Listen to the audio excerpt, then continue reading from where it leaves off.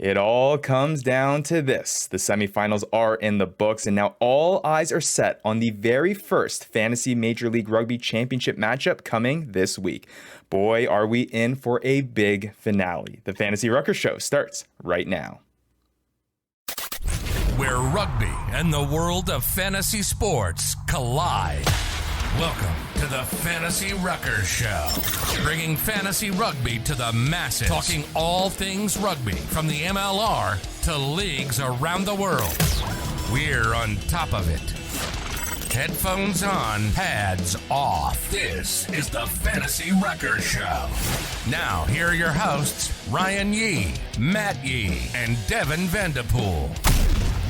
What's up, everyone? This is episode number 20 of the Fantasy Ruckers Show. As always, thank you so much to our Fantasy Ruckers League members, our Fantasy Ruckers community members, and everyone else tagging along on this fantasy rugby journey of trying to make it a reality in the MLR. As always, with me, Matthew Yee, Vandy, Devin, Vandy Vanderpool. Guys, can you believe it? Can you believe it? We are here heading into the finals. We just wrapped up semifinals, and lo and behold, it's episode 20, guys. It's been a stretch here. Can you believe that we've made it this far? The Fantasy Ruckers League has made it this far, and hey, here we are in late May, still trucking along here, making fantasy rugby a thing here in Major League Rugby. I can't believe we made it to our first playoffs, and you know what? I'm killing it. I went from last place to, I'm going to be probably a toilet bowl champion. So, that's the best thing you can get. I'm living the dream over here. What about you, Vandy? Yeah, you know what? I think next year I'm going to take a different approach, and I'm not going to care about charity as much as I did before. And I'm just going to start pumping out some W's here. Yeah, I'll probably just draft better and be better just overall, right? Next year? You know what? Honestly, draft was great. Everything was great. I just, the wrong choice is just to help you guys out, make some money for charity, and next year I won't be as generous. So just leave it. Over there. Leave it to that classic Vandy. It's always everyone else's fault, ain't him. Even though it was his first year in a brand new sport, brand new fantasy. Nah, it couldn't have been him, man. It had to be other people. It had to be the sport. It had to be someone else. But no, I feel like a lot. You had to factor in charity. If it was true. Fair enough. But I feel like there were a lot of lessons learned through the season. But the season's not even done yet. Like Matt said, we still got the toilet bowl rounds going on. And yes, we still got a major final going on coming up this week. Yeah, we've been building up all season long for this. And it's been an absolute journey for all of our fantasy community members or fantasy rugby league members to really get to this point. It's been an awesome time getting here. And yeah, Matt, you alluded to it.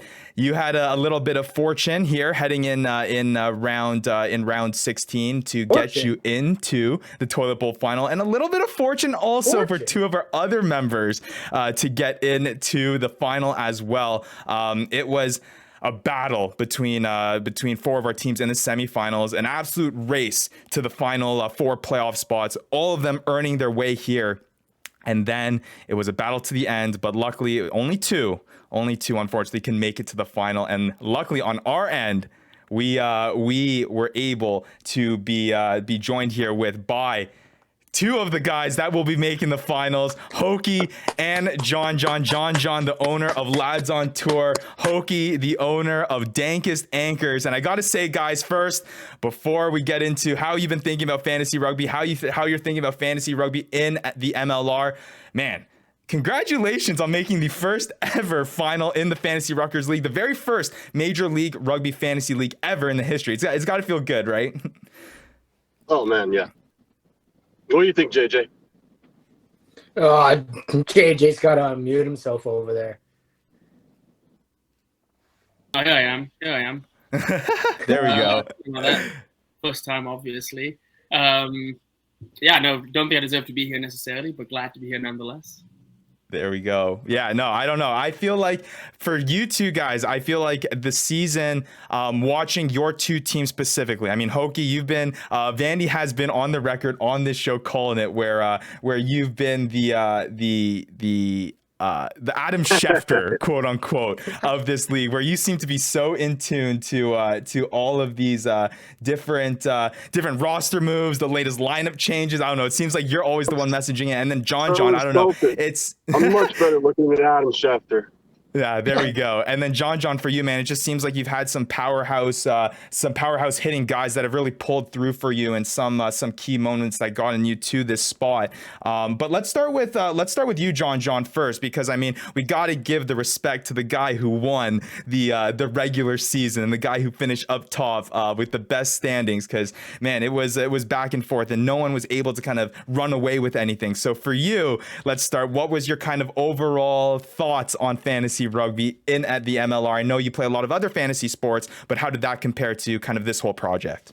Yeah, I mean, it was much harder, and I think that you definitely, Ryan, experienced it more than I did by having to stat it all out. But it's really easy when all the stats are there for you to look at, and all the data is there available to kind of help make informed decisions.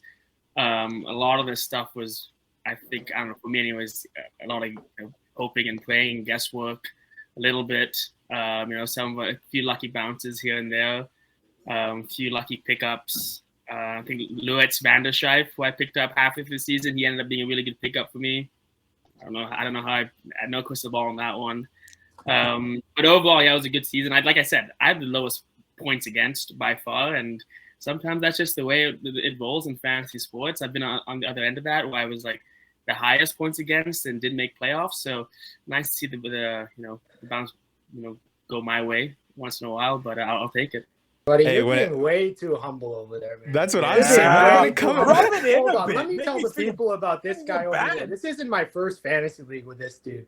This guy comes into every league, decides that he's going to say, oh, I don't really know what's going on, I'll join it for fun, and then ends up winning the whole thing every dang time. And then the second thing is we're at the draft, and this guy's telling me he's got a full draft board he's got to get home to. There is no lucky picks that he made over there. He knew exactly what he was doing to win this league. A lot of preparation for the draft for sure. I had practiced the day 2 of our draft, and I sent Ryan a bunch of chicken scratch sticky notes saying, well, if this happens, then do this, and you could follow along a little bit with my notes there. But there was method to the madness for sure. But I mean, I'll take it.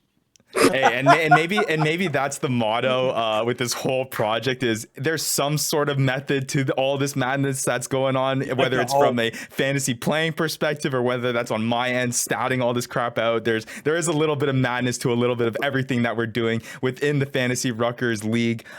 So that is a very, very good point, John. And also a very good point as well. You may have the lowest scoring amount of points against you, but it's not about how you get here. It's about getting here in the first place. So hey, you're in the finals against Hokie here. You got $240 online for charity. Hey, you're here, and that's all that matters. Doesn't matter how you got here. But let's shift over to you, Hokie, man. You're the owner of Dankus Anchors. Like I said, Vandy has been talking about you all season long, about you always having the inside scoop about these players here, and it seems like that has benefited you largely here for this fantasy rugby season. What are your thoughts on fantasy in Major League Rugby, and just kind of your overall thoughts on the league as a whole, or the season as a whole? Oh, Commish, I'm just happy to be a contender. It's amazing to be here on my first try. I've never done any fantasy except Super Brew, so it was a real learning experience for me, and that's what I wanted to be, and I'm really happy that it was that. I've got a lot of info about the San Diego Legion, but I didn't draft a single Legion player. I tried not to play Legion players because it's not to learn more about other players. I them anyways. And I'm psyched. If you like, I saw on the graphic that came out today for MLR was try leaders for the season, and I managed to draft Reichert Hatting and Dean Muir. I should have never traded Dean Muir, but I got them both in the draft. Hey, Dean Muir's in the toilet bowl, and you're in the finals. So I would say that's a pretty good trade if you ask me. There we go. But yeah, that is a trade that JJ's got the top spot. I don't know if you guys realize, but JJ and I, this will be the 4th time we're facing off this season. A quarter of all our matches have been against each other. Yeah, and I won the first 2, and I have too much respect for JJ to think I can win all 4. So I had to tank the last one. I mean, we'll see. Time will tell. History is against me, I guess. Yeah, we'll see. I don't know. It's all. You can't beat anybody 4 times in a row. Can it be the Avalanche? I mean, heard that. And hey, I will say, Hokie, we will allude to this and we'll talk about this come the waiver wire period, and you won't have a team against the Dallas Jackals to lean on this week. So there is that as well. But we'll get to that spot. Gone. Yeah, but we will get to all of that and about that. But yeah, no, that's that. I think that's a really good point that you bring up, Hokie, about how and it's interesting, guys. We talked about how the differing in experiences between Matt and Vandy, and how Vandy has been an avid fantasy player, not really having much experience within the rugby world, and he's been able to do pretty successfully. Maybe not so much in the wins column or loss column, but hey, Vandy, you've been able to make some solid lineup choices that have translated to some pretty big points. Hey, baby steps here. And Matt, on your end, you're very highly experienced on the rugby end of things, and kind of mirroring that with you guys, John, you have obviously a lot of fantasy experience. You do have rugby experience as well, but obviously then Hokie on your end, being a lot more in tune into the MLR and kind of learning the fantasy aspect of that. It's interesting how those two kind of backgrounds have come into play into your seasons, but nonetheless, it has brought both of you to the finals, which is really, really cool. And I think before we kind of get into what you guys will be playing for, John and Hokie, John, I'll start with you, man. Let's get a talk about just the Major League Rugby as a whole. I mean, you talked about kind of the fantasy aspect and how that's kind of gotten you more into it, and from that sense. But I guess pairing fantasy rugby with Major League Rugby, has it gotten more of you in tuned into this brand new league? How are you enjoying the brand new league? What's it like following the MLR in 2022? Yeah, I'll be honest. I was in season as well playing rugby, so the Saturday games were tough for me to watch. I didn't catch any Saturday games this season, which was most of them. Friday night games, I was watching those. Sunday games, watching those. So I didn't get to digest as much. I watched the games back a little bit here and there, but the fantasy side of things definitely kept me engaged and kept me wanting to keep watching and kind of be up to date, so I wouldn't be in last place, basically.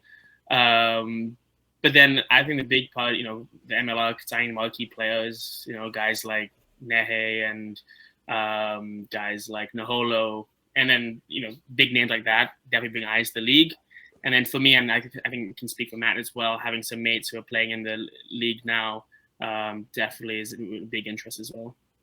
Yeah, it definitely adds a whole other level of interest, and getting to see. I think Matt's had a lot of fun having, guys like Jack McRogers on his lineup, and guys that, he's played with in the past, or guys that he's, played with at UBC onto his lineup, where, you're just pulling for these guys on top of a fantasy perspective. You're pulling for these guys, obviously, from a rugby perspective too, but it is good to add a little bit of a little bit more at stake here on what they're playing for. And then Hokie, I'll go to you, man.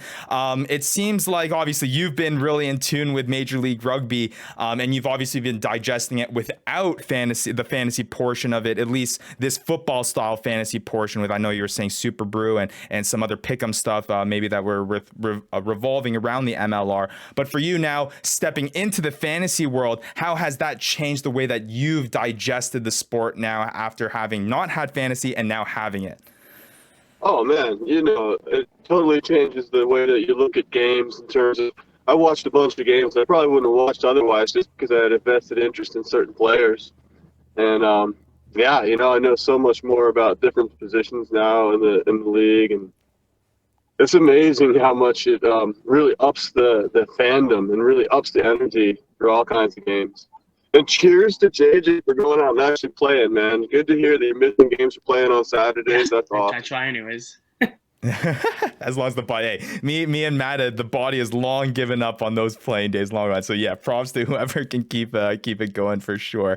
And then lastly, guys, before we move on, like I said, to talking about what you guys will be playing for, I want to just speak on the notion of, if you had one tip, because obviously the goal here is to grow this thing and get more people aware of what fantasy rugby could be in the MLR and how it can expand and how it can, like you're saying, add that much more excitement to watching these games. If you guys had a tip for what you've all went through, and obviously you guys all have the bragging rights. We'll see after come this week, but you guys, as of right now, have all the bragging rights of being the quote unquote best of the best when it comes to fantasy MLR. That's all we can say right now. No one can argue that. What would be your number one tip that you would give someone who maybe next season wants to try this thing out, or if there's open spots to hop in this thing? What would be your ultimate tip after having gone through this long 20-week stretch of fantasy MLR? Let's listen up, Andy. We got to listen up to this. Yeah, I was gonna say there I'm we tuned go. in. But yeah, John, why don't you go first, man? That's a tough one. I think my team was quite consistent all year. I had the same guys going weeks in, week out. I wasn't too big on the waiver wire or pickups just because lineups were hard to predict. It felt like you were wasting, your fab dollars if you pick someone up, they don't end up playing, and then, you drop them next week, and then just, the way the MLR is a bit disorganized right now made the waiver wire hard to predict. So I think the draft is important, and drafting players who are stable, who are going to be in the lineup week in, week out. I think that really helped me be consistent and, only make changes where I needed to. I didn't really make wholesale changes to my team that often. I like to think so. How can I find these players that play every week? Where did these players go, and why don't I? Where's that list of players? I didn't see that category. It's that secret crystal ball. Captains of teams are a good find. That I don't know. I guess. Yeah, that's a good point. Hey, that's a good tip, man. Look for captains because the captains will play, or you can always take Steven's route of the owner of Feral Hippies in our league. Actually, message the players and just say, hey, Connor Mooneyham, are you playing this week? Oh yeah, I'm playing this week. Okay, cool. I'll slot you in my lineup. So that's next level. That's so sick. Right?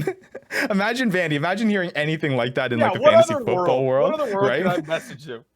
Hey, Christian McCaffrey, you suiting up this weekend? Let me see if I can suit you up. Are you IR, right? No lie. One time I hit up Travis Kelce, asked if he's all right and going to play the next week, and I got nothing. Nothing. Well, hey, maybe that's why me in the jersey, man. Nothing. and that's why people got to start watching the MLR because hey, the players will respond to you apparently, especially when you're playing fantasy. So there you go. But that's a good point, John. And I think just to add to that, I do think heading into next year's draft, there will be a lot more clarity in terms of what is and isn't important, who should be picked first and who shouldn't. I feel like there's a bigger emphasis on maybe not just guys that just score a lot of points, but maybe you're picking a kicker who maybe didn't score a lot of points last year, but hey, consistently he'll get enough points. That's good. That's a good point there, John, to maybe scoping the draft out and looking a little bit there. But Hokie, moving on to you, man. Dankus Anchors, completely opposite strategy there. You were making waiver pickups on a week in and week out basis constantly. I felt like come Saturday, I knew I can always expect a message from you, man. But what was your strategy or what's your tip going into this? Matt was doing it would get me all wound up, man. I'm like, Matt's picking up 5 guys. I got to pick up 6. The real winners of this league were JJ and Malcolm and Wes, who didn't freak out and look at all these things all the time. They just set a line up and kind of went with it and let it ride out. Because there's a lot of variance, man. Oh. There's a lot of luck involved. There's no two ways about it. Sometimes it just doesn't go your way.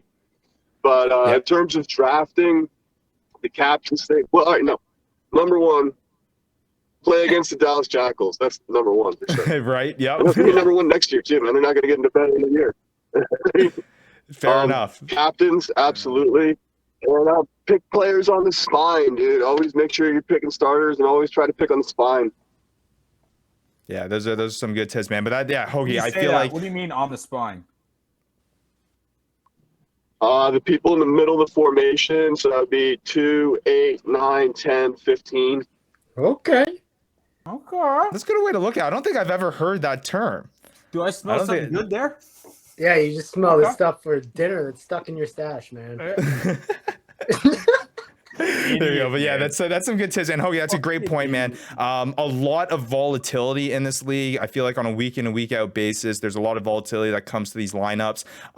So much, unlike other fantasy sports where you're having a lot of confidence setting these lineups, I don't think you have that when it comes to fantasy MLR. So a lot of the times it feels like sometimes you guys are almost hedging your bets and just putting guys in spots that you think will have a most likely chance of starting and then making last minute adjustments once those lineups finally come out.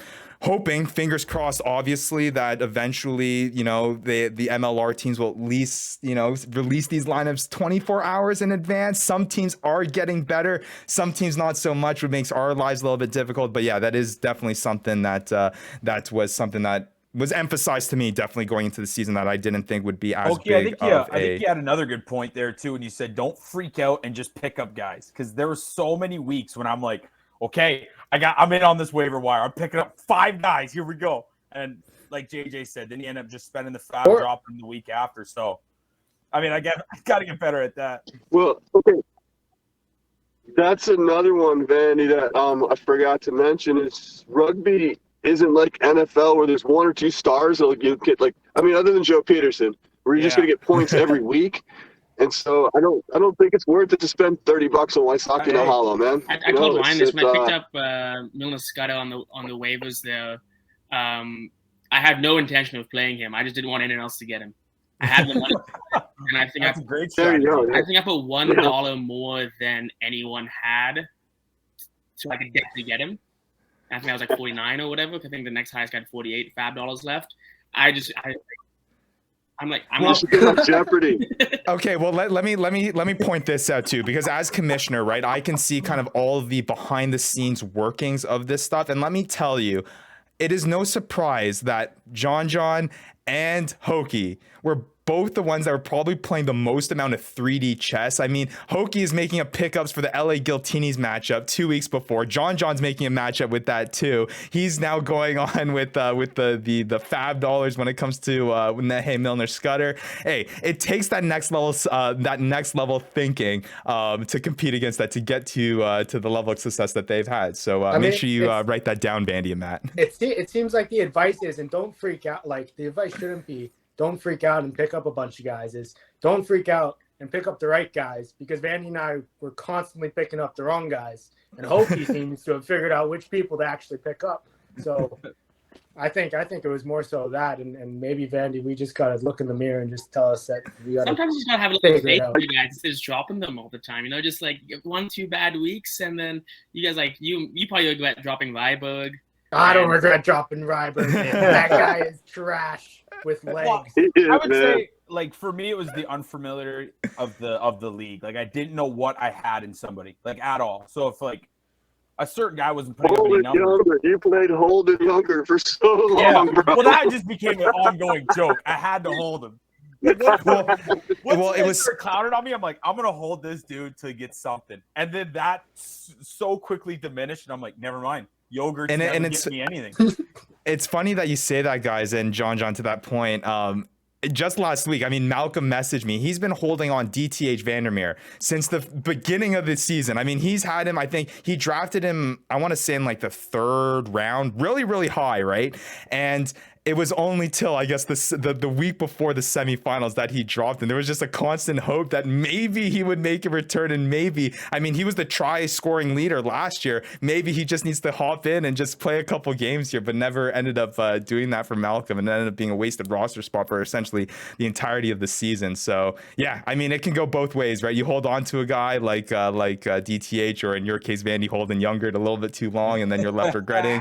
Or, in case of John Ryberg or some other guys, you hold on to him a little bit too short, and you end up dropping too soon, and other guys reaping the rewards from that later on. So definitely good points in there. I think a lot of lessons to be learned, and I think the biggest thing is that there isn't one way to do it. Obviously, John has done it his own way. Hokie, you've done it your own way, and both of you have been able to make it to the finals, and get to the points where you're at, which is absolutely awesome. I don't think there's any other 2 people in our league that are more deserving to be at that spot. So with that being said, let's get to the spot where we talk about what you guys are playing for. Yeah, what do you say?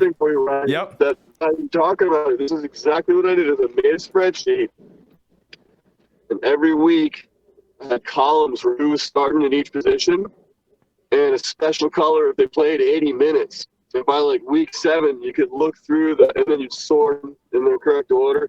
You could just look through the lineups, and you could pick out the people who are most likely going to get 80 versus the people who aren't getting 80 regularly. And that actually helped me more in my pick'ems than anything. because it made this real visual of what was strong lineup looked like, who's playing the regular players versus who's playing somebody that they hardly ever played. So, It was so that's great. why you won. It was That's really why helpful. you're That in was one of the best things I the loved. toilet bowl. So I'm that's also another thing. Yeah. he's got the stickies Well, here, that plus John. the dog. I get a lot of help from the dog. There we go. That's all. But I will say, I mean, it's those next level stats, Hoagie. That's Honestly. awesome. I love here. I know Steven in our league, he's definitely hashing things out and trying to give himself the edge when it comes to some of these stats and these patterns that he's able to see. Because yeah, me with my spreadsheet, I'm able to see kind of these patterns too. And it's hard for me to, obviously don't spill the beans to you guys and watching you guys go for these pickups when I know a guy hasn't started at X position for X amount of time. So I knew he was screwing us this whole time. it is interesting to see that from that end. But what I will say is that next year now, those stats will now hopefully be all available to you guys, which will inform you on, better draft picking choices, better pickups in the future. And as I accumulate more of these stats, I'm able to release that to you guys and hopefully help you guys out in your fantasy seasons to come. So hopefully I can help you get on that same statistical level as Hokie and the Dankus Anchors to help the other 6 league members who aren't in the final this season to hopefully have a shot at the final next year. So we'll see whether or not that does give any benefit. But with that being said, let's talk about what John and what Hokie will be playing for in this upcoming week. Like we said, it is the very first Fantasy Ruckers League Championship matchup in our history. This is the very first year of the project, the very first time Fantasy Rugby has been implemented in this way in the MLR, and these two guys are going to be playing for this championship in the first time ever. And like we said when I was speaking with Vandy and Matt at the start of the season, why not help some people along the way when we're doing this project, right? Got to help the people too. So what we said at the start of the season is that the winner of this championship league is going to get a $100 donation in their name to a charity of their choice.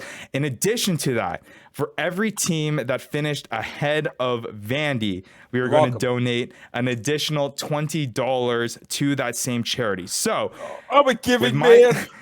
Yeah, right. That's why you finished so last. With that being said, hey, you weren't giving enough because you didn't finish in last place. You still only finished second last. But with that being said, when I told Matt I ain't coming last. There we go. So we got $100 donation plus a total of $120. So a total of $220 because 6 people finished in front of Vandy in the regular season. $220 will be going to a charity of either John or Hokie's choice. And now it is time to reveal. We did do a little bit of a preview last week on the charities that they're choosing. And now it is time to reveal and go into depth of what they will be playing for. We'll start with you, John. You told me that you're going to be playing for the BC Grassroots Rugby Foundation, which is pretty awesome. Get the rugby going in the BC community. Why don't we talk a little bit about why you chose this charity in particular and why it means so much to you for the $220 to go to a mission like this? Yeah, for sure. I think that I've made so many of my closest friends playing rugby at youth level. I see a lot of those guys still playing today, whether it be in BC or overseas. And I think that it all starts from the grassroots, really. And I know the BC Grassroots Foundation does a pretty good job. They're mostly on Vancouver Island right now, kind of expanding into the mainland a little bit here in BC as well. And yeah, I really is just as simple as that. I think it's got to start somewhere. It's got to start in the grassroots, and being able to provide that opportunity to families of all kind of backgrounds, low income families, and just give them the opportunity to go out there and play some footy. I think that's just awesome, and that's just kind of what I stand for. I think that it's just another way to get people involved in the sport. That has been so great to me. So. Right on. That's kind of it. No, the power of rugby can be a big one, and it can definitely make a big impact in a lot of communities, especially in the British Columbia community, which I know that rugby has a pretty prominent position there. So no, that's awesome, John. So BC Grassroots Rugby Foundation, working to provide opportunities for youth and children from all ethnic backgrounds through rugby in the BC area. So if John wins this final, he here. $220 will be going to the BC Grassroots Rugby Foundation. And then Hokie, for you, man, you sent me this group, and this is something else that I find obviously really, really important, and something that that is a big mission that will help a lot of people. Shelter to Soldiers is something that you will be playing for, $220 to them. Why don't you speak on what this foundation does, what this organization does, and why it means so much to you? They're just two communities that I feel strongly about, both veterans, PSTD veterans, and homeless animals as well. So it's a way to match them up, and hopefully they can help each other out. And yeah, it's a really great charity, and it's one of the most highly rated charities in terms of number of dollars that actually go into the field and operations compared to some other places that use a lot of their money on overhead. And I just think it's important stuff. That's all. But shout out to Grassroots Rugby too. It's really important to get out there and support your local clubs. This is my local Division II club. It's not just about MLR. Let's build the pyramid from the bottom too.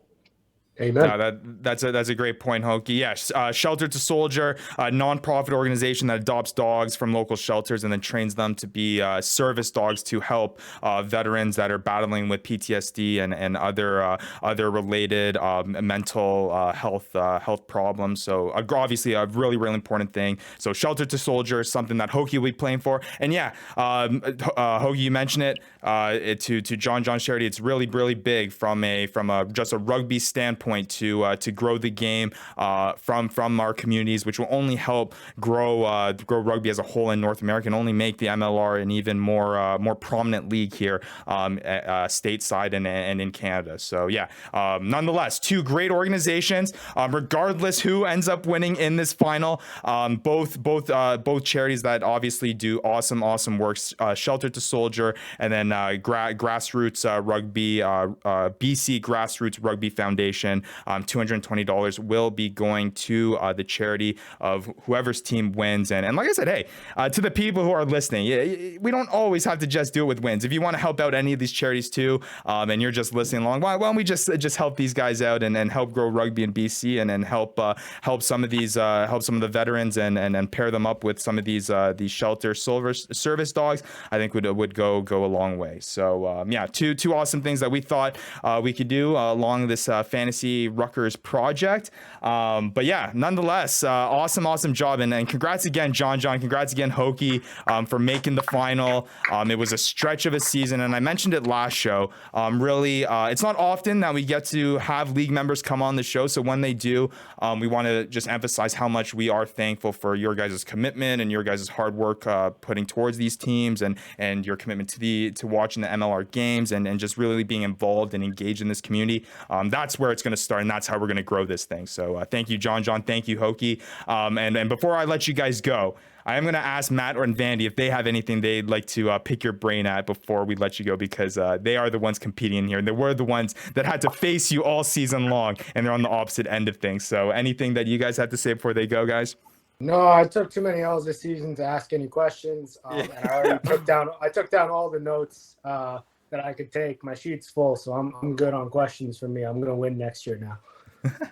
Now in the 6th or 7th round that I got him in, that's I think he was the biggest fantasy sleeper this year for sure. No one was expecting that. I wasn't really expecting that. Yeah, no kid. That was a big piece for me for sure. If you want to write that one down, Maddie. It's all down, man. I'm taking every. There we go. One last tip from John. Make sure you write that one down, Maddie. But hey, thank you so much, John, Hokie. Thank you for your time, for hopping on the show to talk about fantasy rugby and how your kind of seasons has gone for you guys. Thank you again for all that you guys have been doing, and good luck in round 17, man. Really going to be watching who's going to come out on top in this final, and I'm sure a lot of other people listening are going to be really excited to find out who wins this thing too. Ryan, thanks so much for putting all this together. It's been great. It's been a lot of hard work from you, and I really appreciate what you've done. It's been awesome, and see you next week. Yeah, thanks, guys. Dangerous, dangerous, baby. Good luck, lads. I'm out here working on the anchor right now. There we go, guys. So thank you so much.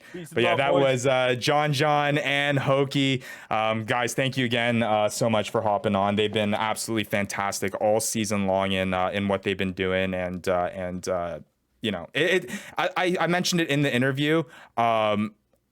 that I think, especially in our league, you're not making it to the final just based on luck. You know what I mean? Obviously, there's a lot of luck that is involved in the league. Obviously, you need the right guys to score. You need the right guys to do things. But John and Hokie are kind of the perfect example of kind of the hard work that you need to supplement that to make the final and actually be successful in this fantasy world. Well, Yeah, I would 100% say like the effort they both put in. They both related back to they took notes. They took a lot of effort in most of the steps they took. You know, when it comes to these things like fantasy football, which is very easy to get into, your app tells you everything. You can click on your player. It tells you everything you need to know. If he sustained a small injury, if he's not doing well, whatever. So when you got these guys that put in that behind the work, when he was saying he categorized by color, who could finish a game, who could do this, no doubt they're in the finals. Like, oh my goodness, yeah. I Right. mean that when he was saying that, and I was like, okay, yeah, well, man, like good for well, like beats me. well But deserved. you know what? Deserved. Right, for sure. And I will say, as a commissioner, it pumps me up to hear that. You know what I mean? That Yep. guys are doing their own due diligence and taking the numbers that I'm punching out or finding their own numbers and being that invested and being, you know, almost as crazy as me to create their own kind of database and to, you know, really dive into this thing. It just shows me that people are just as committed to it as I am, which is, you know, and just as we are, it's really reassuring. It makes me feel like we're on to something here, guys. So It also makes me it just is think really about- cool to see that. I mean, imagine if everybody was on a similar playing field with access to, you know, that type of ease of access to the data of like instant data, you know, like right after games. And obviously this is somewhere where the MLR can definitely work on, and we've been teased, but clearly nothing's coming. Yeah, it's just imagine if everybody had this type of access to the same data, how competitive these leagues, even more competitive than this one already was. Well, I would say the one, well, I shouldn't say the one, but one really nice thing that I enjoyed this year is you weren't constantly looking at your phone. A guy didn't do something and you're glued to your phone. I don't know how many times I've been on Sleeper and I'm refreshing it. I know what the points are going to be. It's going to be 7.2, but I'm sitting there doing it like they got it right. They got it right. What am I at? What am I at?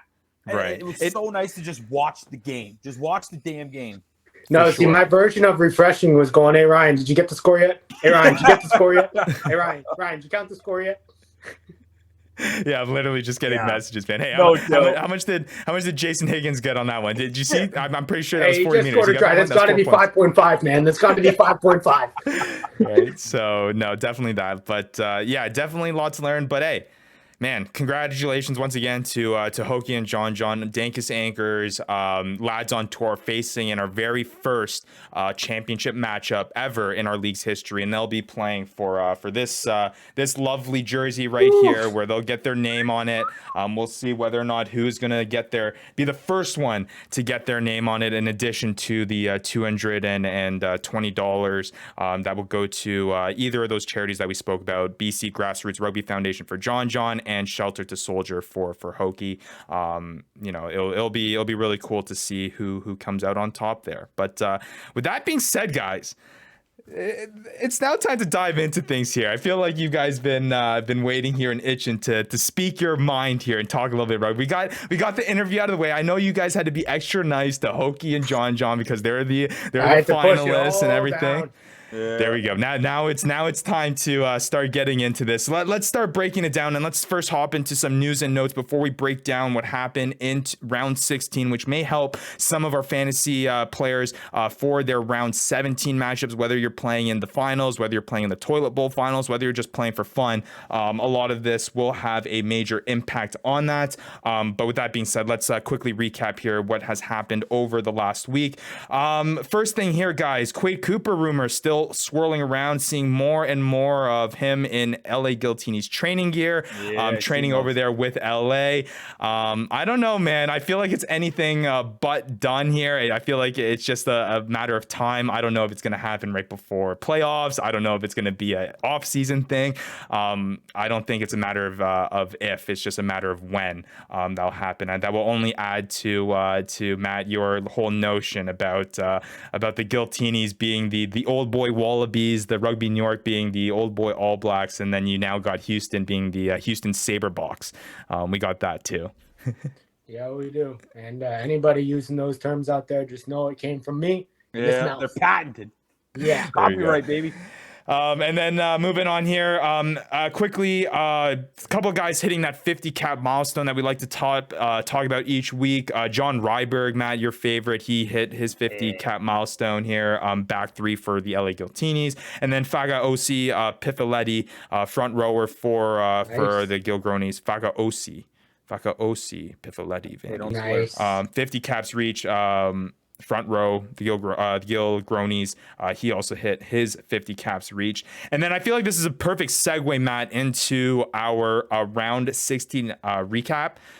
What's with the use of power play? What's with the use of these North American terms? I don't think I'm a fan of it. Matt, I know you have a bone to pick with this whole thing. Oh my gosh. You know, it's round 16.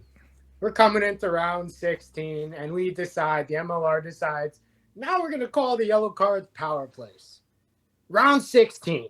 Makes sense. We're going to start calling it power plays. It makes sense to me.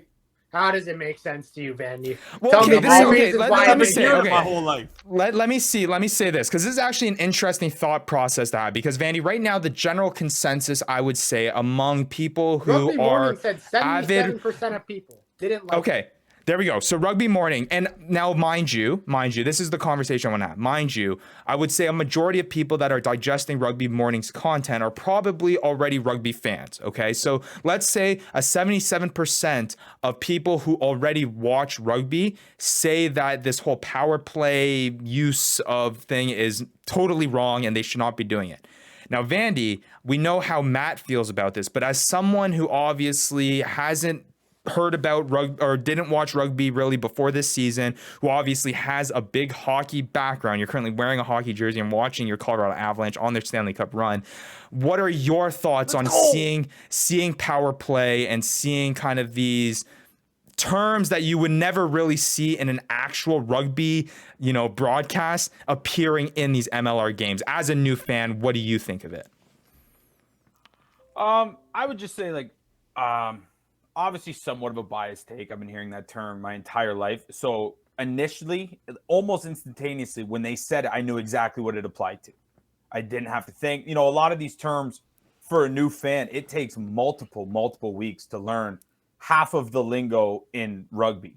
Mm-hmm. And that's, and sure, I could have been more invested in that sense, but I was more invested on the fantasy side.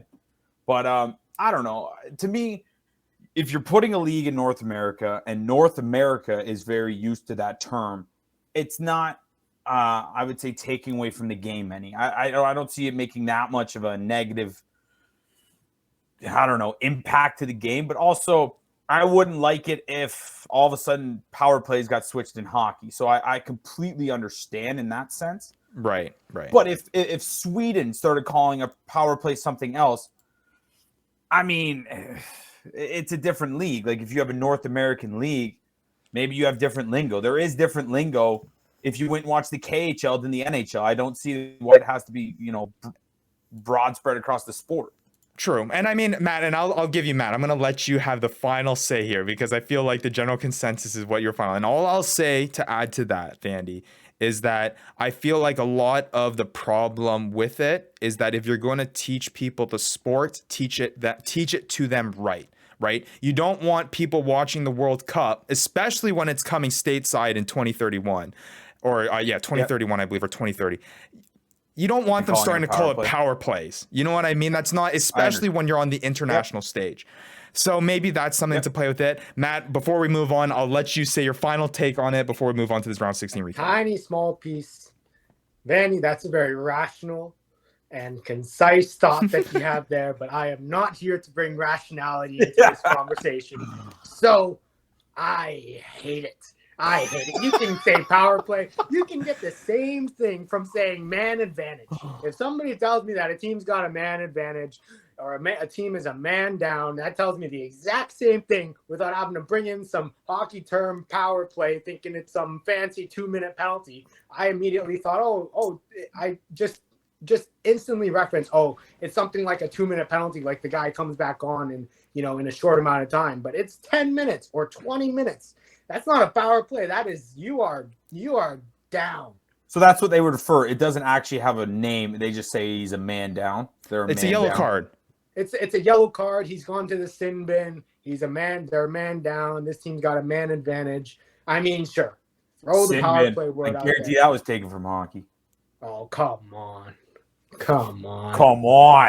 don't know, man. I don't know. That would be an interesting because both sports do use it. Rugby is that they had a rugby ball, okay? That rugby ball was here first, all right? After that, they chopped off the tops of the rugby ball and the sides of the rugby ball. Okay. Wait. Stop. We got to go on. Wait. Okay, I will stand corrected. The sin bin came from in 1981. The Australian New South Wales Rugby Football League introduced it. There we go. I stand corrected. There we go. Take the jersey off now. No, so what? Now we can't incorporate it? Get out of here. I guess we're a functioning league.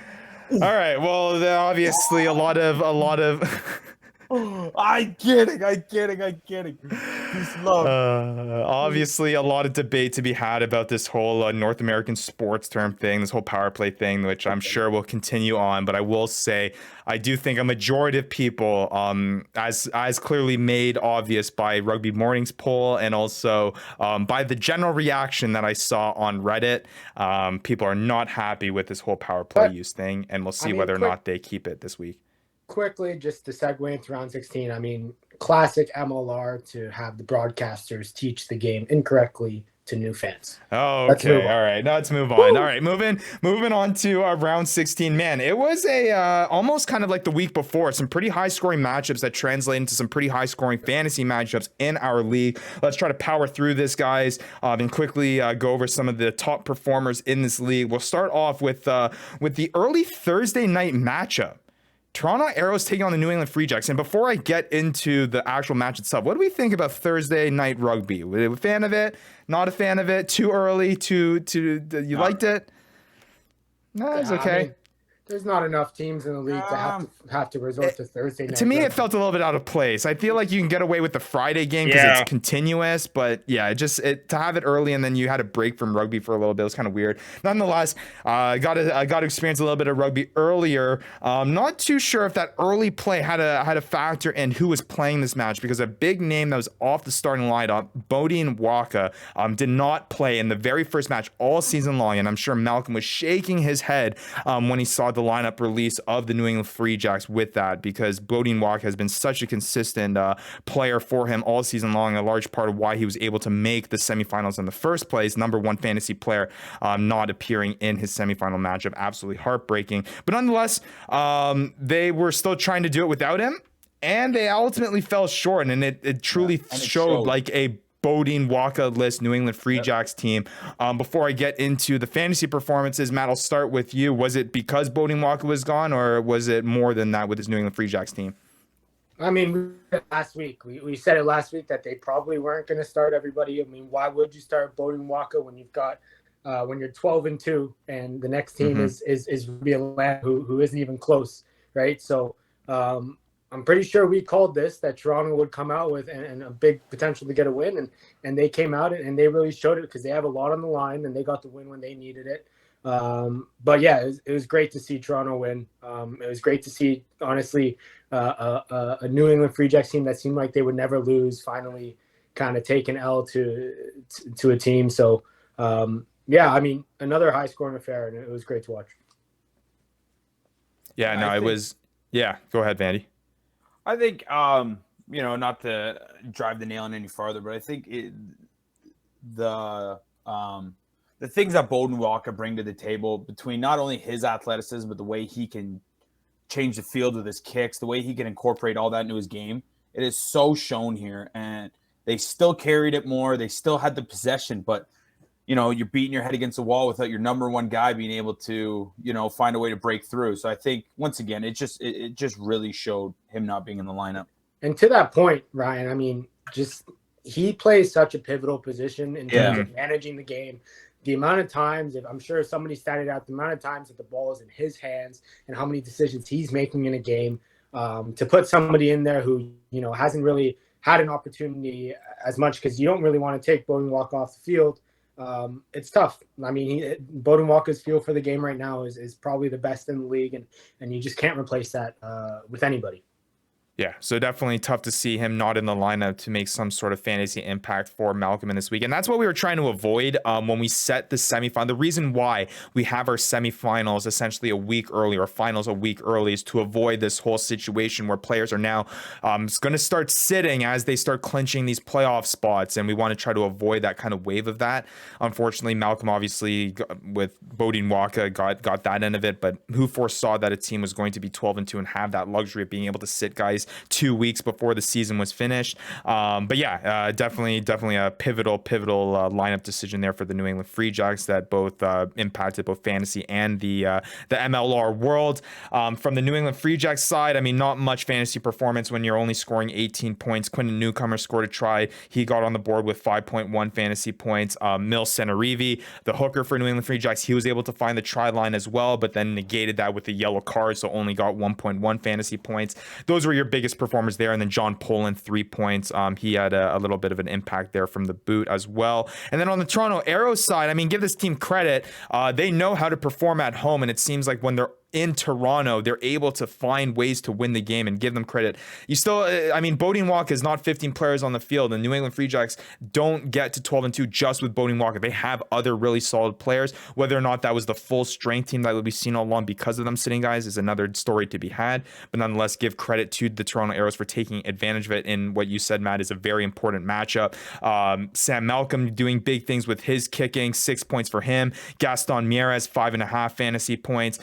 Matthew Hood, 6.5 fantasy points, and then Giuseppe Detroit, 7.5 fantasy points. All three of those players finding the try line. So yeah, a big win for the Toronto Arrows against a team that we thought was going to have a tough time against the New England Free Jacks, but obviously they proved us wrong there. And then heading into Saturday, man, this has to be the most entertaining matchup of the week. Whenever you got a total of, let me do quick maths here, guys, 101 total points scored in a match, man, it's going to be fun. And that is the Houston SaberCats Old Glory DC matchup that happened on Saturday. The SaberCats taking on DC in the nation's capital. The SaberCats getting the best of them, 59-42. And I feel like there's going to be a lot of fantasy performances that I'm going to be breaking down here. Overall, it was back and forth between these two teams for a majority of the time. But going through those kind of scoring plays, Matt, what did you see from this Houston SaberCats DC matchup?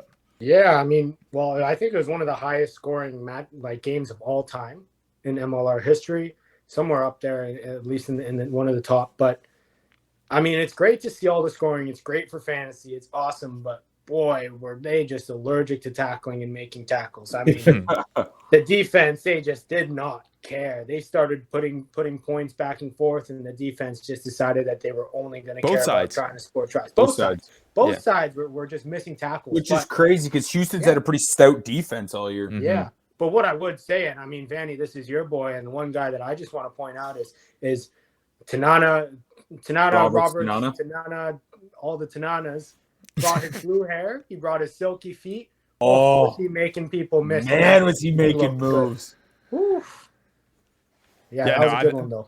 That's what I was going to ask you, Vandy, was, Robert's Tanana, his hair, man. He brought it out. I'm not sure if he's been rocking out. I just really noticed it last year. And he's a guy that's among the leaders in, I believe, meters run in this league. And obviously, he showed it. He showed it in this matchup against Houston. And obviously, you reaped the rewards with some of that, with having some of these Old Glory DC players. But, I mean, I feel like, Vandy, this was one of the more prominent matches that went kind of back and forth in a high-scoring matchup. We don't see these too often. So as a brand new rugby fan, what were your thoughts when you were kind of breaking this one down? A lot of fun seeing people score tries left and right. I mean, it's always fun. It's always fun in any sport to watch, you know, anything get to the house. That's the most enjoyable part of it. Great defenses for a big fan of the sport. High points is for people new to the sport. Like it was definitely awesome to watch, but I got to say that maul on Houston is just, it's nasty. It's deadly, man.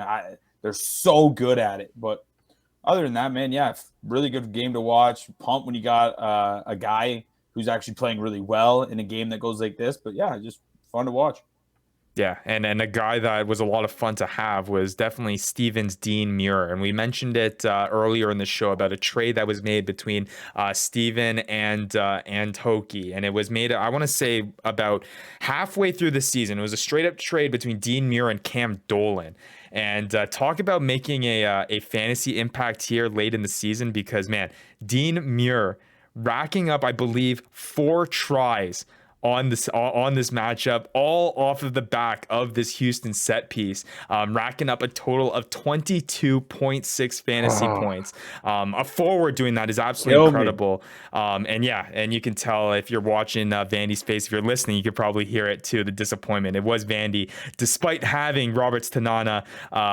He couldn't take up against Dean Muir, who was just an absolute animal. You did have the Houston Sabre get set piece though, so there was a little optimism there that maybe that was enough to kind of counteract that. But man, when it was Dean Muir got it, but yeah, when it was Dean Muir 4 times, it's hard to beat that. So Dean Muir, total of 22.6 fantasy points off of those 4 tries, and he wasn't even the top fantasy performer this week. I believe he was the second best one. We're gonna get into the one who was the top one coming up in just a moment's time here. But Nick Boyer, 10.2 fantasy points. Robbie Povey, 7.6 fantasy points. Matai Luida, 10.9 fantasy points. Dylan Smith, 5.6, and then Lourdes Vanderskiff, 6.7. That was obviously a big player for John there as well. And then looking on the Old Glory DC side, you talked at Renata Roberts Tanana, 15.3 fantasy points, scoring 2 big time tries. William Talataina also doing pretty solid there, 13.6 fantasy points. And then Danny Tusitala, 4.5. And then Matt Penny Lasaka looking pretty good so far these past few weeks, 10.1 fantasy points for him as well, in a very high scoring matchup between 2 sides that were apparently didn't want to tackle all game long and just wanted to score a lot of points. But hey, as fantasy managers and as a fantasy commish, I won't complain. I love seeing lots of points for our team. So that was a solid matchup to watch from a fantasy perspective. Moving on to our third matchup of the week, Guiltines taking on the Dallas Jackals. I mean, we can just move on to it like we do basically every week with this Dallas Jackals matchup. But what I will say wasn't as big of a blowout as I think that everyone thought it was going to be. This one was different. One was different. I tuned in at half, and I saw the score was 7-7. And I got worried for the Guiltines for a second there. I thought, the Guiltines would be the team to lose to the Houston Sabre Cats. They would be the team to lose to the Dallas Jackals. But, of course, the Dallas Jackals, sometimes you're going up, and then you just fall off the you fall off the the thing that they fell off. And how many episodes are you gonna bring that up, man? and hey, Guiltines just showed their class. They had their depth. They brought in their boys, and they scored the tries that we were looking for them to score. So made it back into a high score game. But kudos to Dallas Jacks for sticking in it for 40 minutes for half the season as well. Well, yeah, I give credit for a team that has yet to find a win yet to battle it out. But I mean, yeah, that is worrisome that the Guiltines were only had scored 1 try at halftime. I will say that a lot of these teams that I think are on the upper echelon of their division rankings are starting to put out these interesting lineups. The Guiltines lineup that was put out this week was a different one, to say the least. Not that gives them any excuses to be tied with the Dallas Jackals at half, but that is a factor that should be at least made aware of. But does that Matt then cause any concern for this Guiltines team heading into playoffs, or was it just a kind of blip that was just they were able to get business done ultimately?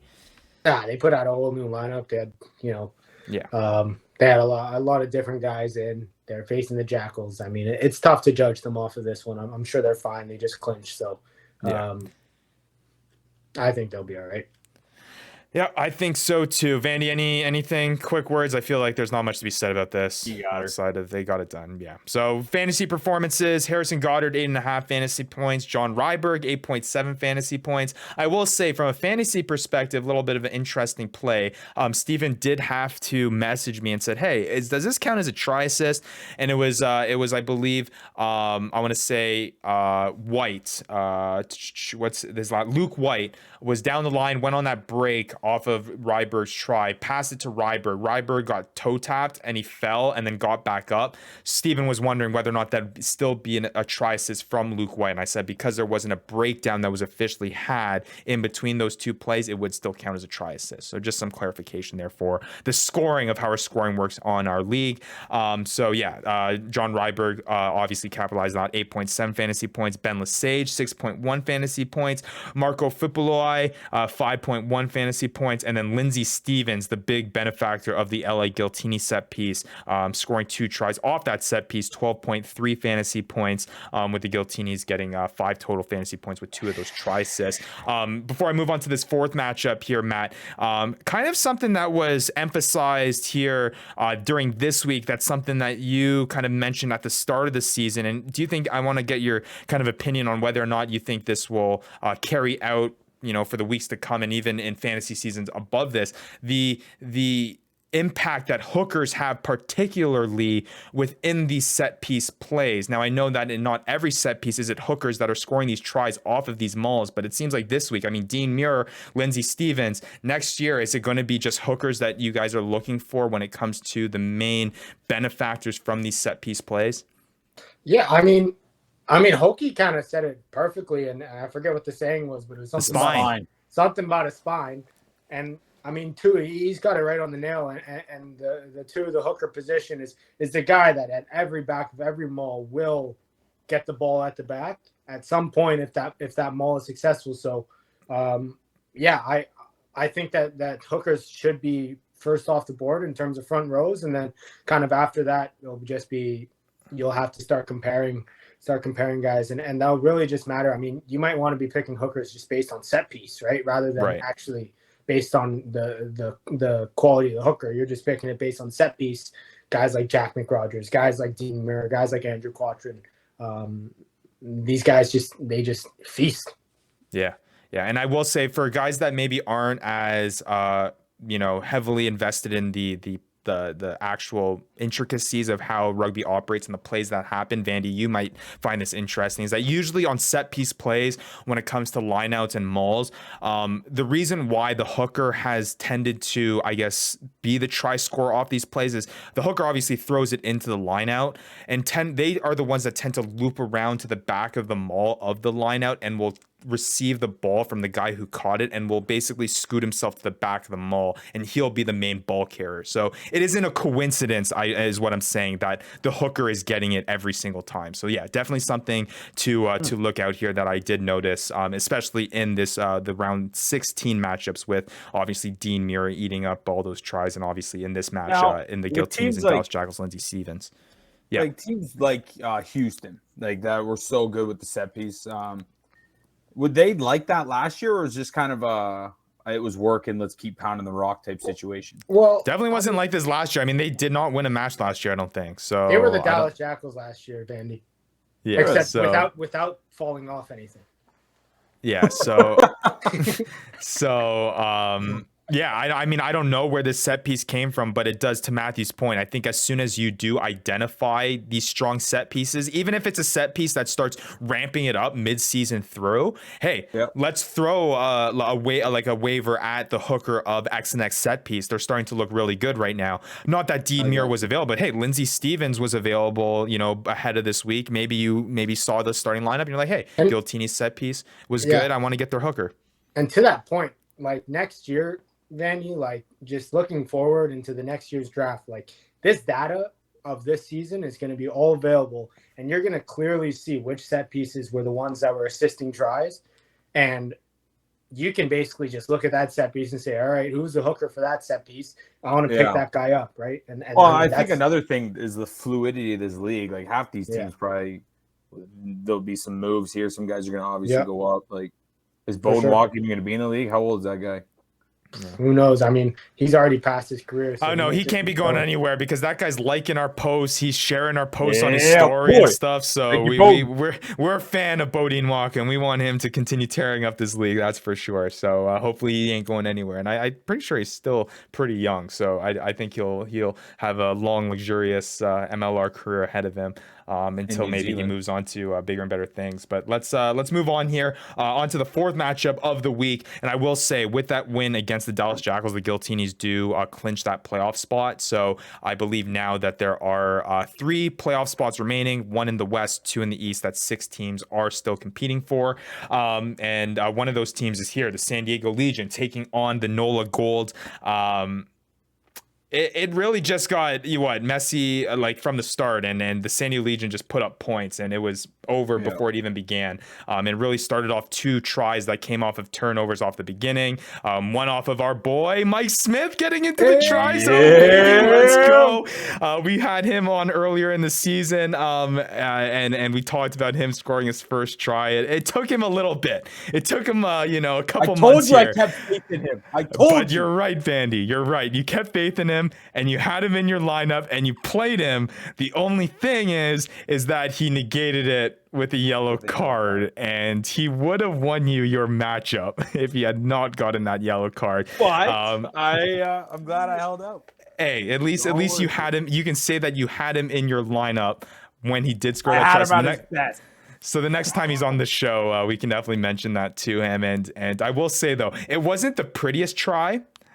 Right? I mean, he got it off of a muff, and then he did show off his kicking skills and booted it into open space. Not something you always see from a flanker. And then he did dot it down and was able to score the try. But hey, good job on Mike. Any way possible, he's gonna find that try line. Hey, a try is a try, and he found his way to it. Thank goodness he had to get one before the end of the season, but it was unfortunate that he just had to get singled out for taking down the maul, and it is what it is. But classic Mike, just finishing off a try and capping it off with a nice little yellow card that he can enjoy as well. Yeah, that was the worst part of it. It wasn't even a yellow card that was necessarily his pure fault too. So it just was wrong spot, wrong time. And Vandy, obviously, you got the brunt pain of that. But nonetheless, hey, big performance there by Mike Smith. Big performance by the San Diego Legion, and a guy that was on the San Diego Legion that had a big time performance, and it was basically the reason why Matthew is seeing himself in the toilet bowl finals here. That is Jason Higgins, comes out of nowhere with the 29.7 fantasy point performance. Let me repeat, 29.7 points. That 29.7 points consists of 3 tries, 1 try assist, a total of 80 minutes played, and a total of 117 meters run in terms of try distance scored. You ain't losing many weeks when you have a guy like that playing scored. So yeah, Jason Higgins, a large part of the San Diego Legion victory, 42-12 over Nola. Matt, obviously you want to talk about Jason Higgins, but let's talk about San Diego Legion as a whole and a little bit of Higgins. Sure. So just I'll get the excitement out of the way. Higgins, you're an absolute animal. Picking up 2 turnovers, scooping them up, running 50 meters for the nice easy try. It's all good. Nice little Canadian international young man going to come up, probably represent Canada again. But more so, what's interesting out of this is San Diego Legion injuries. I mean, yes, they got the win against Nola Gold. They were dominating most, if not all of the game. But I'm interested to see about next week. They lost Will Hooley. They lost Matthias Fryer. Both of them don't look like they're going to be short-term injuries. It's looking kind of tough for them moving forward, but hey, they got the win. They played well. They dominated the game, and Higgins obviously was a really huge part of that. But all of his tries came from a really good defensive team effort because they were all, if not, I think 2 out of the 3 were all off of defensive turnovers. Yeah, and Vandy, I didn't prevent you from starting Joe this week, baby. He did pretty good for you this week, eh? Always, every time, man, every time. Yeah, you might not. Electric. You might I not gotta be. say, Joe, thank you for the year, man. Yeah, you might not have been able to, make any big playoff run, and you may not have been able to make it to the toilet bowl final here. But I think one small victory, Vandy, was your introduction to old man, Mr. Consistent, Joe Peterson, and I'm sure he'll hold a special place in your heart for fantasy seasons to come. That's right. That is. If I won the league, he's my Travis Kelce story. Right. So there we go. But yeah, Joe Peterson, 12.2 fantasy points. We mentioned 29.7 fantasy points for Jason Higgins. And then Tavita Timeallow, he scored a try as well, 6.5 fantasy points. And then we mentioned it, Michael Smith, our boy, fan of the show, listener of the show. And then we're a big fan of his, scoring 2.9 fantasy points. Would have been higher if it wasn't for that yellow card. And then from the Nola Gold side of it, obviously not many points scored, only 12 points scored. And it was really a game that was over from the beginning. But that being said, fantasy point scores here in round 16 for the Nola Gold was ultimately Aaron Matthews, 8.6 fantasy points for him. And then Matthew Karoy, he got a red card, -8 points for him. There was a significant contributor. Not sure if anyone had him rostered there in our league. I don't believe so, so not having an impact there. But yeah, not many points on Nola Gold's side with only 12 points scored. Moving on to the second last match of the week, Vandy.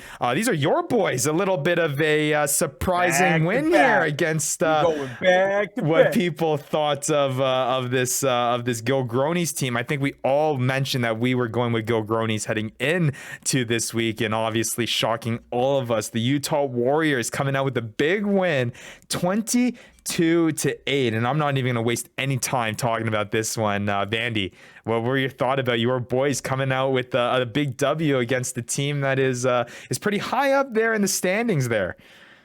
Yeah, I mean that was awesome. That's like one of those giant killer moments, you know. Eliminated from the playoffs, you just ruined some people's dreams, but that was fun. I thought that Zion going, he had a great beauty little tap and go on that one try. That was awesome. But you just sit there and you watch it and you go, where was this passion before? Where was this passion, man? The defense was doing well. Mike Teo's, he didn't get the try, but watching him run down that wing, you're like, man, that's fast enough to move all year. That barrel can move. Yeah, man. I'm watching that. I'm like, that's a big man to bring down. But I mean, Neil Saunders, love that guy. He had a great little try to finish it off. Shoots up the point to mom and dad in the stands after. I thought we were back in like week 3 or something when it was Matthew playing Niall Saunders still, but we're past those days. But that Van Vuren guy, he had a nice little move, but he didn't get the ball down with I think it was 70th minute, and I'm like, no, man, because I didn't want Austin to get the bonus point or whatever. Right. Yeah. I mean, why would I? Yeah. So, but Matt, your thoughts on this big Utah Warriors upset over the Guiltines here? I mean, hey, what a win! What a win for Utah and your boys, Danny. Someone had to win out of your party, so at least one of them could do it.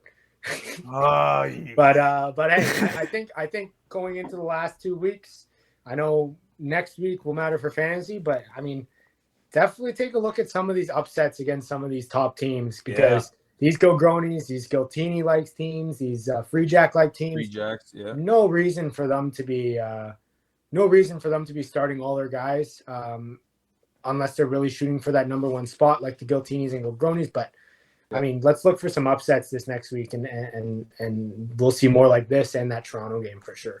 Well, that's a good point, Matt, because I will say outside, I guess, the New England Free Jacks basically locking up that top spot in the East. Yeah, the Guiltines and Guiltines are still fighting for that top spot. And what makes the top spot a big deal is that you get a bye into the conference final if you finish in that top spot, which I think is a huge advantage of not having to play that extra match. So we'll see. We'll see whether or not how teams weigh playing their guys who are maybe dealing with injury stuff, or a team like the New England Free Jacks who already have it locked up and feel a little bit more comfortable. But yeah, some fantasy performance here on the Utah Warriors side of things. We'll start there because obviously they scored a majority of the points. Niall Saunders, glad to see that he's back and making a fantasy impact. 9.7 fantasy points for him.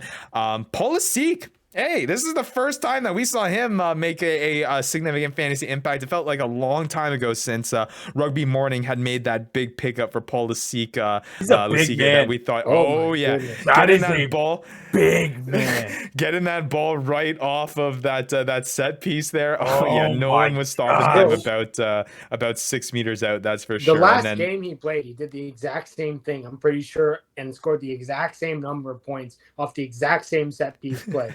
and then he left how and do he you just decided stop to him? not play, and then comes back this game, does the exact same thing. He's a situation specialist. That's the only situation he's in for. 5 meter line scrummer lineup, Polisike, come in. We're crashing you straight in there, Yep. bud. You're getting a try. So he got 5.6 fantasy points, and then Vandy, you mentioned Zion going. He got 5.6 fantasy points as well off of that tap and go. And then looking at the Gilgronies here, not many fantasy performance outside of Robbie Coetzee, who's able to find the try line off of a pick and go there, 5.6 fantasy points, and then Will McGee off the boot, 2.5 fantasy points as well. And then Matt, to your luck. It would have been a lot closer if this hadn't happened in your matchup, but Julian Dominguez -3 fantasy points and Lockie McCaffrey -4, both getting yellows. Wes had both of them in their lineups. So that's -7 fantasy points right there. So That's life. there's All that I for can you. say is sucks to suck. Bing bong theory. There we go. And then last matchup of the week as we wrap up round 16, Rugby Atlanta taking on New York in New Jersey, and that is a 38-3 victory over Rugby New York for Rugby Atlanta. And man, this was a shocking one. We thought that this was going to be the match of the week, and it seemed like as soon as Rugby Atlanta kind of popped off there at the beginning, it was all Rugby Atlanta, especially after the red card there for Rugby New York. It just seemed all downhill. By the end of it, it really just seemed that they weren't really in it anymore. Yeah, it quickly turned into the disappointment of the week, for sure. But I mean, look, Rugby New York just looks sloppy. When you play that way, when you play that sloppy, and you give up those types of defensive tries, and Rugby Atlanta, their defense was just, I mean, it was awesome. So when you're under that pressure, when you're making those mistakes, and the other teams capitalize on it, it's hard to crawl back, especially when the team Rugby Atlanta just wouldn't let up. Yeah. Now, was that red card a legit? Like, I remember the announcer saying he didn't agree with it. Now, it was bad tackle. It was a little up high, and he didn't wrap at all. I get that, but the red card, was that a red card? I mean, so it's like they're pretty strict on the letter of the law. I mean, it's if you don't wrap and you make direct contact, with the head, it's you're kind of put yourself in a hole, right? So but like I guess what I'm saying, just answered the question for you there, Vandy. But no. Okay. Coming from a guy who watches the other sports, it's nothing is that cut and dry. Like last night, if you punch a guy in the head, you should be kicked out. Well, Kadri gets punched in the head, nothing. You know what I mean? I will say there seems to be in rugby, when it comes to that kind of stuff, it seems like there's a pretty consistent, which I like, man. I wish there was contact reffing in every league, man. I mean, 3 years ago, it's a whole different story, but they cracked down on it. They said no matter what, direct contact good for them, with the man. head. It prolongs careers. Like you're changing people's lives with some of this. What? So we're still going to deal. Why did Will Burton get that yellow for being offside? Luke Burton. Probably cynical. Luke Burton. Cynical. Probably repeated infringement. Like if a guy continues to, or if a team continues to do the same penalty over and over again, they're just like, all right, that's it. You're getting a yellow. And it could just be, that's what we're kind of saying with Mike Smith. Like he was just the wrong place, wrong time. Like Luke Burton might not have been he might have committed that offside, you know what I mean? But it was probably accumulation of many offsides that led up to that point. But yeah, I mean, Andrew Coe, that try wasn't your fault, man. That was a decent enough back pass. Your guys should have got that. That announcer blamed you. It wasn't you.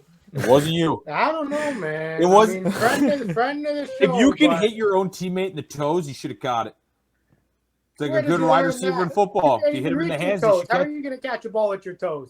Watch me. Throw the ball at me. Watch me. There we go. We already said that. We already said that Vandy. If Mike Teo can do it, Vandy can do it too. So Vandy will be able to. I don't know. That man moving. I can't match that, boy. I don't know, man. You were talking about that 4-3 speed last week. It's time to break out the boots. All right, some fantasy performers in this last matchup. Rugby Atlanta is basically where we're looking at. 6.6 fantasy points for Johan Momsen. He found the try line. Austin White, 6.3 fantasy points. Alex Mon, 5.4. Ryan Reese, 9.2. And then Vili Hilu, 7.3 fantasy points for him. And then I believe on Rugby New York side, it was really only Jack Hyden with the 1.5 from the boot. You didn't even get the full 80 Jack there. Hyden, top 10 in points, so good for you, man. Top 10 in points has been building. And I will say what has been interesting now that we're wrapping up round 16's recap is that when you look at the top 10 standings, so I'll just break it down here. Bodine Waka, Joe Peterson, Ed Feedout, AJ Alatimu, Reichert Hadding, William Talatina, Mark O'Keefe, Dean Muir, Cliven Lobser, and Jack Hyden, right? One of those players, Dean Muir, just scored 20 of his 60 points this week that broke him into the top 10 at the 8th spot. And then you have Jason Higgins, who scored 29 of his 55 points this past week and now finds himself in 13th. So it just goes to show you what's interesting about that is just how volatile this league is and how important try scoring is. And I mean, obviously when you score 3 tries, I mean, some people don't even have 3 tries on the season. So when you're scoring that amount of points, it's going to push you up there. But it's just funny how these explosive plays are able to push you up there. So pretty interesting stuff there. Looking at that top 10 play, and then with that being said, guys, and with those impacts being said, we did touch on it a little bit with Hokie and John coming on, so we know who's entering the final. But it is time to update everyone with Commissioner Yee's update of the league.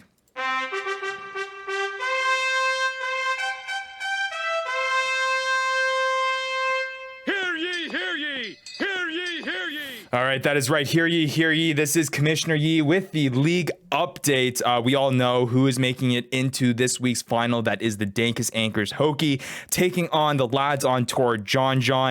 In this week's final, they were able to beat Rugby Morning and Victoria's Secret in the semifinal. The 24.2 points lads on tour was able to put up was just too much for the 9 points Rugby Morning was able to put up. Like we said, it just seems like it's a roller coaster ride with this Rugby Morning team. Last week, they were able to put up over 50 points. This week, they were able to put up double digits. Tough. Victoria's Secret team absolutely went AWOL here, only putting up 1 point to Dankus Anchors 30.8. So pretty easy wins for our finalists here heading into this championship week. Where it got really interesting though was the Toilet Bowl matchup. And if we haven't mentioned it to our listeners, the Toilet Bowl matchup, we had some discussion with our league members of what exactly here is at stake in this Toilet Bowl round. And there is something coming for the winner of this league. But the thing that we had solidified in addition to that surprise that we will have is the winner of the Toilet Bowl is going to get the number 1 overall pick in the 2023 MLR fantasy draft. So a lot at stake here. What happened? We're about to find out. In the very first semifinal, Rock and Roll taking on the Bing Bong Theory.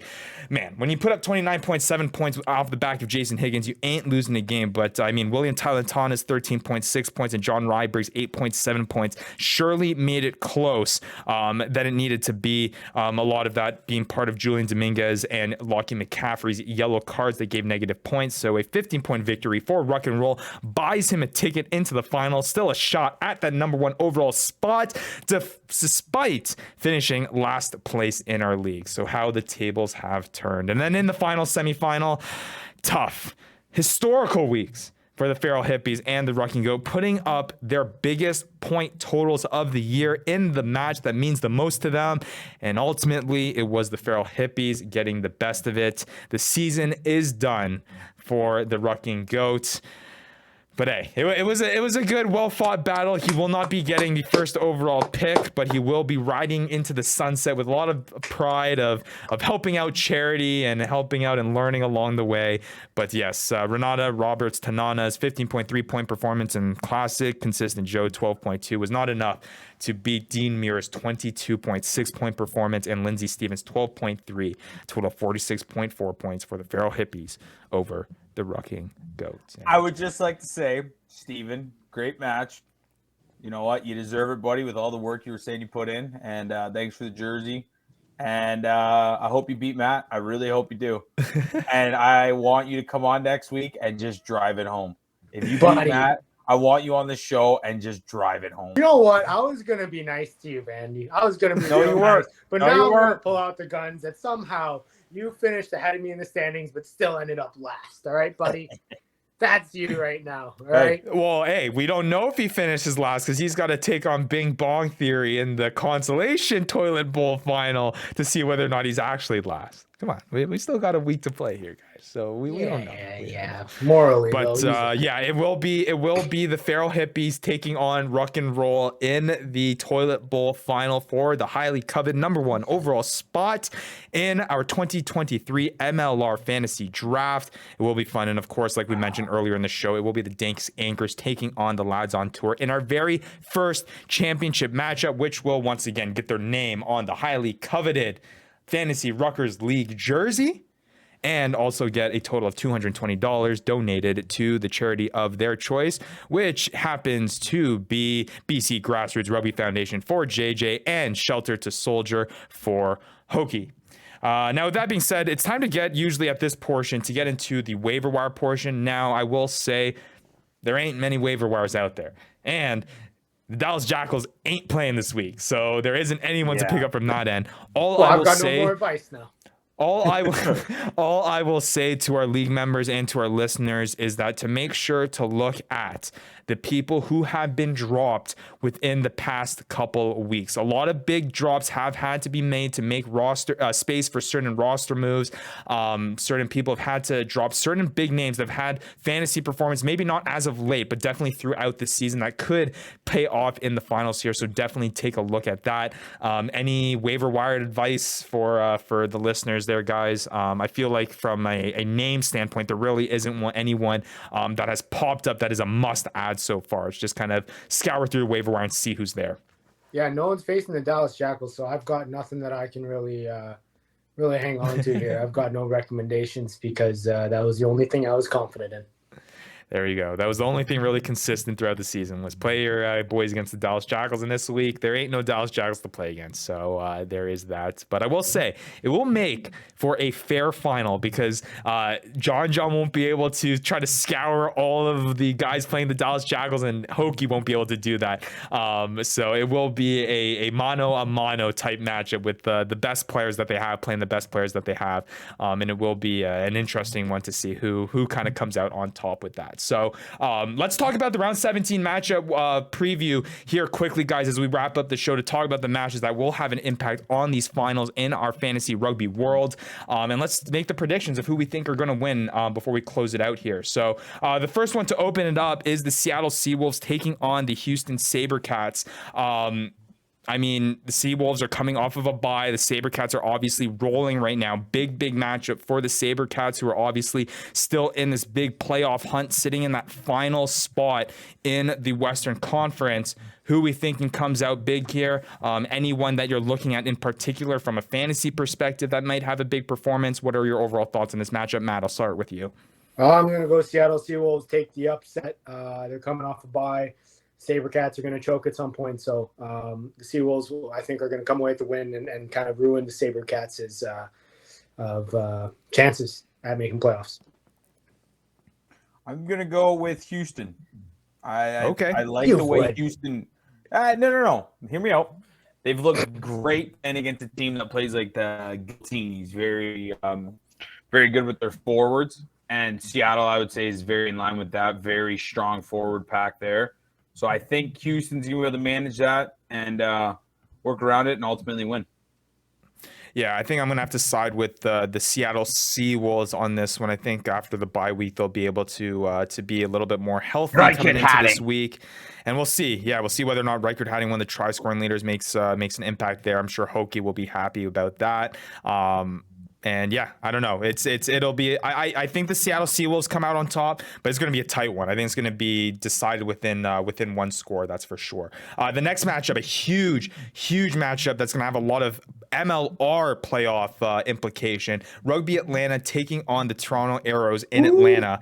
Fire and ice, 9-5 baby. Rugby Atlanta sits right now second in the East. The Toronto Arrows sit 8-6, just outside the playoff spot in the Eastern Conference. Obviously, the Toronto Arrows, they need to win out here to at least have a shot, and even then, so it might not be enough. If Rugby Atlanta is able to get the dub here, they may end the playoff chances to one of their competitors here. What are we thinking for the Rugby Atlanta Toronto Arrows matchup, guys?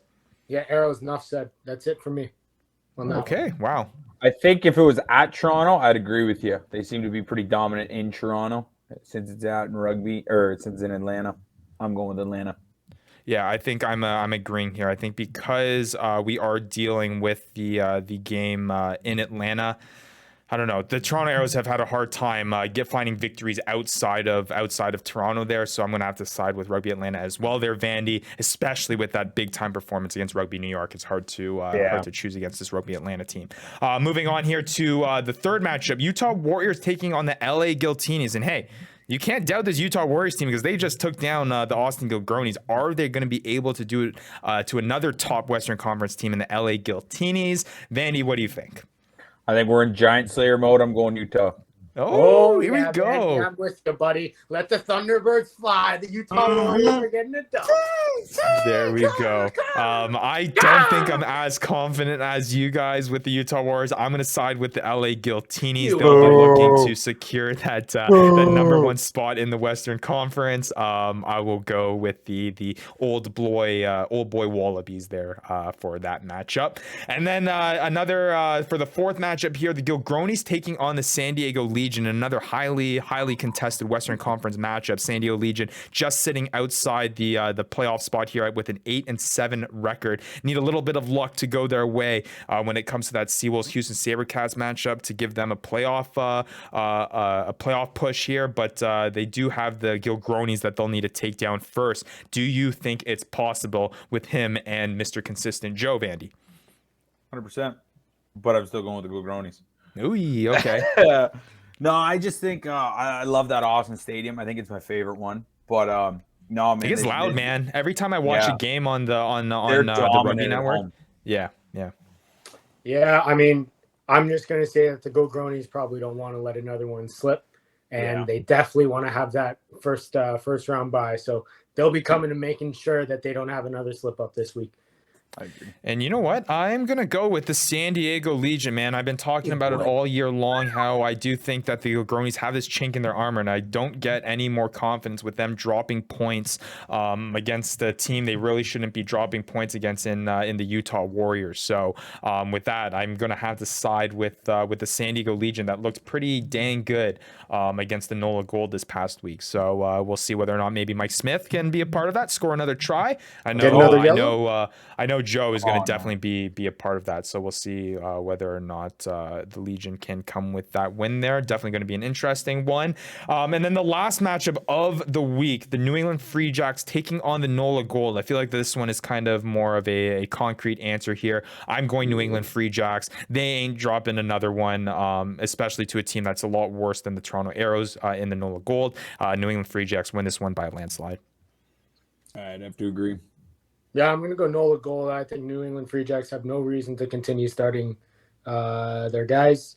Slade McDowell, I think, is still out with a suspension. I wouldn't put Walker in. I don't know why you would, since they've clinched number one. I take the L, rest your guys, still get the first round bye. Easy said than done.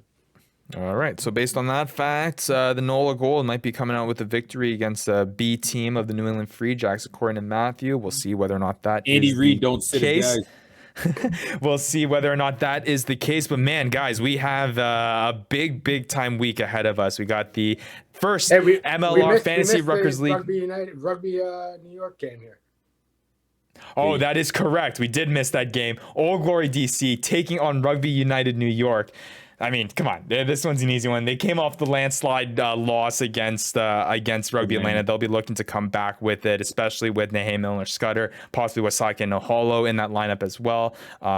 yes, the DC put up a lot of points against the Sabercats. I don't think they're doing that again against Rugby United New York. What a gift for John, Ed Fido, and him on the Scudder facing against Old Glory DC while he's in the finals. Right. What a gift. I swear, and Vandy, we mentioned it before the show. I don't know what it is with this guy, but this guy seems to win. It doesn't matter what sport it is. He wins every single fantasy league we're in. You'll always find him at the top. It'll be baseball, or it'll be basketball that we're in with him. It's it's always, he always seems to be able to do the research or has some sort of ins into the league of some sort. But he just comes in all humble, saying it was luck and all that. Right. What a guy. Hey, just to wrap round 17 up. I seen through it. Of course you do. But yeah, to wrap this round 17 up, I know the Dallas Jackals are on bye, but hey, boys, just be safe out there. We know what happened last time you were on bye. Just be safe, hey. It's end of the season. No need to celebrate too hard. And the other thing, though, is Memorial Day weekend. Lots of teams are coming out with these camo jerseys and these Memorial Day special jerseys. You might not be able to see some of the teams because of all that camo. But yeah, just know that they did it special for you and for the veterans, obviously. So that'll be a nice little sight to see of new jerseys and very creative jerseys because they all chose a very creative and original idea for them too. What, you're not a big fan of the camo, Matt? Well, when 12 of the 13 teams decide to do it and there's only 12 teams playing, then yeah, it's... Good point. But hey, regardless, I will say I have had fun, rating the jerseys throughout the season, including Vandy, your Utah Warriors wearing that the white jersey this past week. That looked pretty all right. I saw the description behind that. I know wasn't Vandy. huge on them. I like our other ones more, but. Yeah, so definitely, at least hey, I'm always a fan of kit, and we'll see whether or not we see any new or funky ones. And hey, Vandy, you're getting your first piece of kit soon here. We're trying to get you your Utah Warriors kit sent out to you by Steven, and we'll see whether or not we can get that done for you as soon as possible, so that you can be rocking that in no time here, man, with your number one Utah Warriors team, especially after that big dub against the Gilgronis. So definitely, you had a lot to do with that, right? Definitely. Vandy, the big number one fan, was a big part of that big W. But with that being said, though, huge week 17, man. We got the very first matchup, championship matchup between John and Hokie, who are both well deserving of this final. So make sure you're staying tuned there. We're going to provide updates with how that final is going, what's on the line, $220 for the charity of their choice, shelter to soldier for Hokie, and then it is BC Grassroots Rugby Foundation for John, including their name on this highly coveted Fantasy Ruckers League jersey trophy that they will get their name on, along with their fantasy team name as well. And then, of course, we got the toilet bowl happening between the Feral Hippies and your very own Ruck and Roll host, Matthew Yee, who is going from last to mediocrity to get that number one overall pick. We'll see whether or not. Any last words for Steven before we sign off here, Matt? Yeah, sorry about this L you're about to take this week. I couldn't have said it better myself, man. All right, for Devin Vandy Vanderpool, for Matt Yee, I'm Ryan Yee. Thank you for tuning in to the Fantasy Ruckers Show. Make sure you're following us everywhere at the Fantasy Ruckers. You want to stay tuned there to find out how you can join possibly the next opening for a Fantasy Ruckers League. And until then, we will see you next week. You've been listening to the Fantasy Ruckers Show, bringing fantasy rugby to the masses, covering everything rugby from the MLR and beyond. We hope you enjoyed the show. Make sure to like, rate, and review, and be sure to tell all your friends. We'll be back soon, but in the meantime, connect with us on social media at the Fantasy Ruckers. Till next time, this is the Fantasy Ruckers Show, signing off.